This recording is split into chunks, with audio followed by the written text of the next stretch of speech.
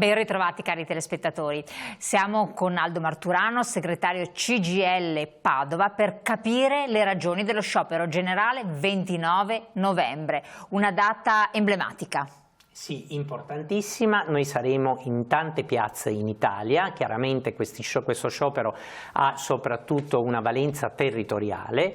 Vogliamo essere dappertutto, raggiungere più persone possibili, perché per quanto riguarda Padova saremo praticamente in piazza Garibaldi, alle ore 10 ci sarà il concentramento, faremo un corteo per le piazze della città per poi ritornare in piazza Garibaldi dove ci sarà il comizio e quindi vari interventi che spiegheranno le ragioni dello sciopero ancora una volta. E allora quali sono queste ragioni? Le ragioni dello sciopero si legano alla legge di bilancio, l'ennesima legge di bilancio che noi contestiamo. Questa chiaramente a nostro parere fa delle scelte di politica economica che hanno delle ricadute sociali importanti, ancora più dannose per chi noi tra virgolette rappresentiamo, i lavoratori dipendenti, i pensionati, ma anche i lavoratori tra virgolette, quelle partite IVA, voglio dire, che in ogni caso si trovano in una condizione anche loro di sfruttamento, i disoccupati, cioè quella vasta platea che noi rappresentiamo da questa legge riceve prevalentemente danni. È una legge che purtroppo,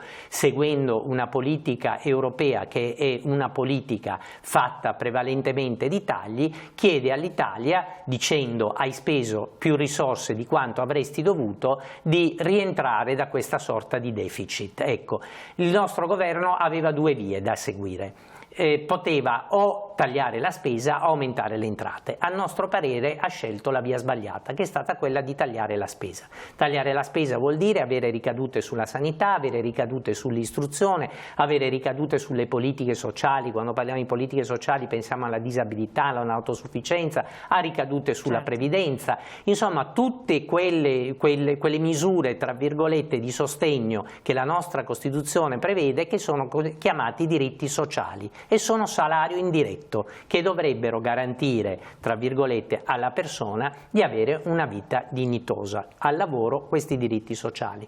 Invece il governo fa una scelta di tagli in questa direzione, lo sentiamo, le risorse sono poche, non ne abbiamo, il vero tema è che non raccontano la verità, perché risorse ce ne sono e ce ne sono tantissime e quelle risorse vanno trovate nell'ambito del fisco. C'è tantissima evasione fiscale che è assolutamente recuperabile con una rete di dati, con dei controlli incrociati, si può capire se una persona dichiara un reddito ma in realtà ha un guadagno decisamente superiore, si può fare chiedendo chiaramente alle 200 più grandi aziende d'Italia che hanno avuto tantissimi profitti di contribuire e fare solidarietà nei confronti di chi ha avuto meno, si può fare tassando le rendite finanziarie immobiliari che sono tassate meno del lavoro dipendente e pensionati e si può fare applicando un sistema realmente progressivo per cui, lo prevede la nostra Costituzione, chi più ha dà, contribuisce, solidarizza con chi ha meno.